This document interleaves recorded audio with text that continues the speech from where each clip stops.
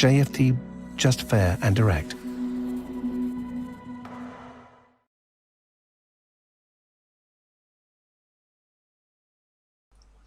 Okay, hello and good morning everyone. Welcome to JFD Traders Espresso with me, Darius Anucauskas. Today is the 27th of October 2020, so yep, welcome everyone. Welcome to this Tuesday's morning session where we're going to have a very quick look at the markets, a few of the charts, some of the charts that we looked at yesterday just to see how everything's getting along. But before we do that, as always, let's quickly have a read through our risk disclaimer. So, the content we produce does not constitute investment advice or investment recommendation, should not be considered as such, and does not in any way constitute an invitation to acquire any financial instrument or product. As always, a few seconds for you to read the rest, and we can continue.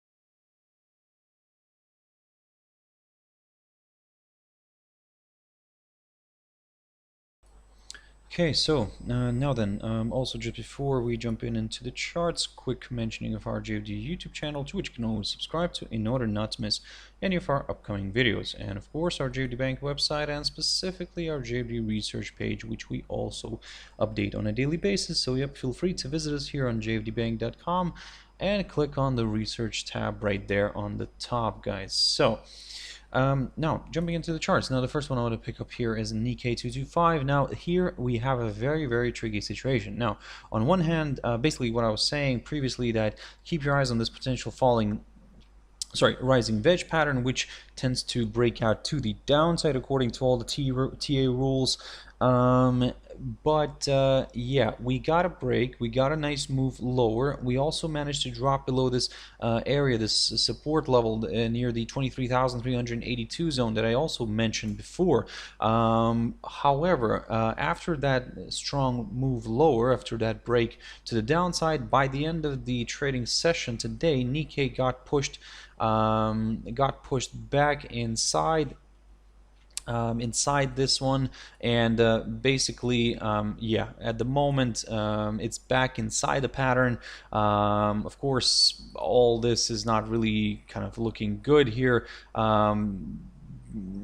It's not really looking good in terms of clarity, I would say, because again, on one hand we were getting ourselves a nice rising wedge pattern, which yeah, broke to the downside. That was wonderful, but then yep, a lot of people probably got stopped out here. So that's why always have your stop losses in place, guys, just in these situations. I mean, these things happen, so unfortunately we have to take it in. But the idea initially was correct.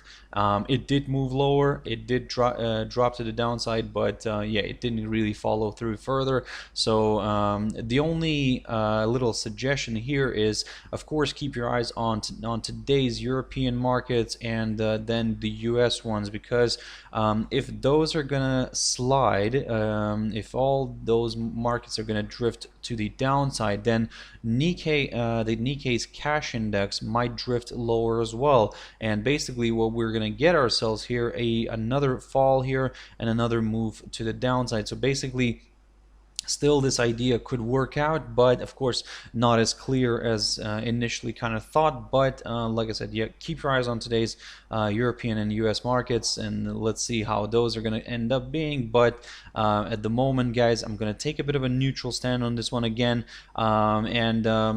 I'm just gonna wait this one out, because for me to consider the upside, I would prefer to wait for a push above the 23,725 territory right here.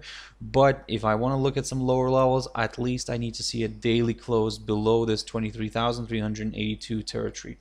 Now, jumping into Hong Kong's Hang Seng Index, and the index is trading slightly in the red. However, although it did try to break, and at one point did break this upside support line taken from the low of the 29th of September, it kind of drifted back up here, and it stayed between these two lines. It still continues to trade between these two lines, so that's why, as I mentioned before to you guys, I'll take a bit of a neutral stand as long as it stays in here.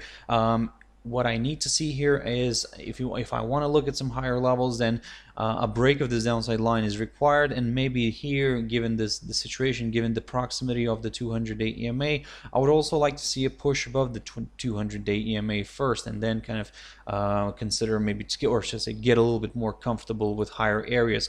At the moment, it's just I'm playing the waiting game here, because even with the downside, now previously with the downside I talked about this 24,102 territory, but given the kind of shift to the upside here, now I'm gonna probably raise my barrier here a little bit, and I'm going to consider the downside maybe somewhere from here now to 24,556, 55 territory, roughly around here.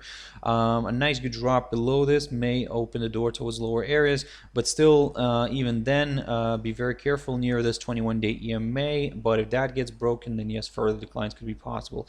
So keep your eyes on that one. The German DAX drifted lower yesterday, and yep, it moved nicely below this area. I talked about it yesterday in my traders Espresso, then tea time, and what I was saying, that if we get a nice drop below this 12,341 territory right here, then yes, further declines are possible. And look at this beautiful move. We overcame the 12,254 mark, and now the next target, it could be here, it could be this the low of the 25th of June near the 11,957 mark. So let's see how that's going to play out. In terms of the upside, we need to see a nice good push above the 12,728 zone here before considering higher levels.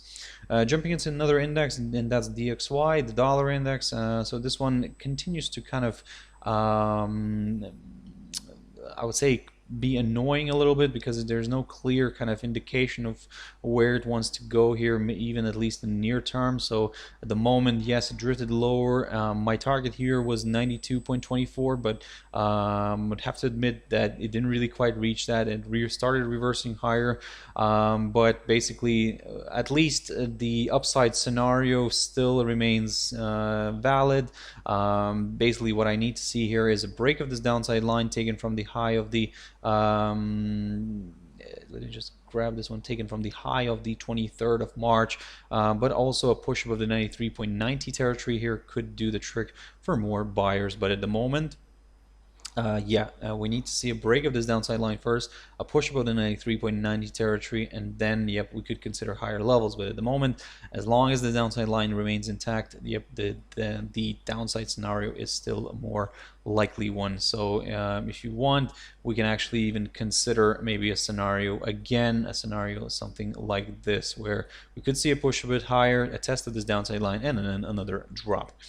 Now gold is, again, of course, it's reacting to the dollar strength and weakness, and it's basically just moving sideways right now. And basically what we can do here is get rid of this this upside line, or actually let me just recycle this one, because what's still in play is this downside line. So although we had a bit of an overshoot here on the 21st of October, still this 1933 barrier remains intact. We need to see a break above that one before aiming for some higher levels. At the moment, the price is still trading below this downside line, and on one hand we could say that yes, there is a good chance for this one to drift lower. However, I'm gonna keep an eye on this level here, this 1877 territory. That's the level that I'm waiting for a break of which or for a break off from where then we could consider the downside. But again, at the moment, yeah, it's not really kind of working out here for either of the sides, I would say. So yeah, we're still playing the waiting game. Litecoin had a nice push here above this 51.36 territory. I talked about that previously, and then yes, we traveled higher. My next target was this the 64.49 territory, marked by the high of the 1st of September, or in other words, the highest point of September. But the crypto had different plans. It tested this area here instead, the 0.12, slightly above that psychological 60 territory, and then drifted back down. It drifted lower, but yep, at the moment it's kind of trying to understand where it wants to go next. At the moment, what I'm going to keep an eye on here are some of these interesting support and resistance levels. Now, here, for example, the 54 mark, which is the low of the 27th of August, could still be tested, could play out as a nice area of support, and in a way, by the time, for example, this could travel lower here, it might test this 54 territory, which at that time could coincide with the 21-day EMA shown as the yellow line here. But again, let's not over speculate on this too much. For now, guys, if you want to look at some higher levels, wait for a push above the 60.12 territory. If you're looking for some downside, well, again, we'll probably take a bit of a careful approach here and cautious approach, and wait for a drop below the 51.36 territory right here, and then consider and then we could consider lower areas. At the moment, guys, for now, it is how it is. We cannot really do much, and instead we'll have to just wait for a confirmation break.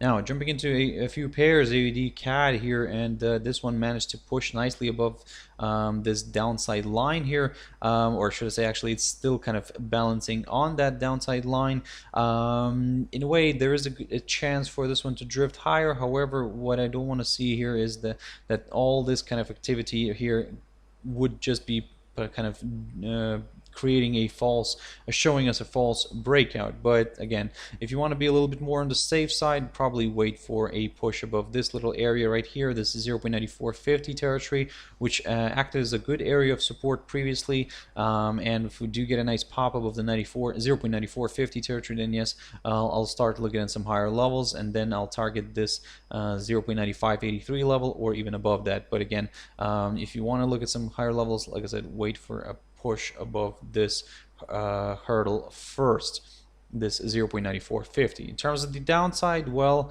I would actually prefer to see a drop below the 200-day EMA and then consider the downside, because all this area right here between the 200-day EMA and this downside line could be a bit of a neutral one for me here. So that's why, like I said, a drop below the 200-day EMA may open the door towards slightly lower areas again. USD Jpy, quick update. I talked about this one yesterday, and basically not much has changed. The pair is still struggling to overcome this 104.95 territory, or should I say, not to overcome, but to stay above it, because yesterday did overcome it and created a false breakout. And yep, as you can see, this is what's happening right now. So the pair is reversing lower. One thing to keep in mind is that this little pattern right here, sometimes I know it's sometimes a bit difficult to see, but we could be getting ourselves a potential bearish flag here, guys. Yeah, for now, I mean, that of course, according to all the TA books, tend to break to the downside. However, given the picture, the technical picture here, yes, if it drifts lower, we would prefer to aim for lower levels only if we see a break of this short-term upside support line taken from the low of the 31st of July, and then maybe just an extra confirmation below the 104.1819 level here could do the trick for more sellers. So again, yes, on one hand, we got ourselves a potential bearish flag here with a nice pole being this candle, the 21st of October candle, and now this little consolidation here, and then could be forming that flag itself. So but if it pushes above this 104.95 territory or this 105 zone, then we could maybe consider a move higher again. But at the moment, like I said, again, it's just a waiting game. Something that I haven't looked at for quite a while, and you can see by the everything kind of got skewed here, but let me just remove the drawings. But basically, US dollar against the South African rand. Now, I do like to look at these exotic pairs sometimes because they do tend to present themselves with nice technical setups.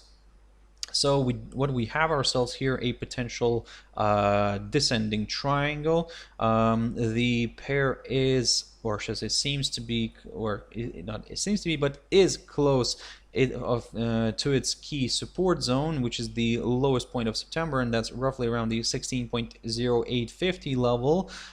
So we're keeping a close eye on that one, because if that gets broken, then yep, this is where a lot of excitement here could come in for the sellers. And of course, such a drop below this area would confirm a forthcoming lower low, and further declines could be possible. We could then maybe consider even a move towards this level here, the lowest point of March of this year, and that's roughly around the 15.2134 territory. So again, keep your eyes on this hurdle right now. Let's see how all this is going to play out. In terms of the upside, short-term upside, because again, if it travels higher here, it's as long as it remains below this downside line, it still has a chance to move back down.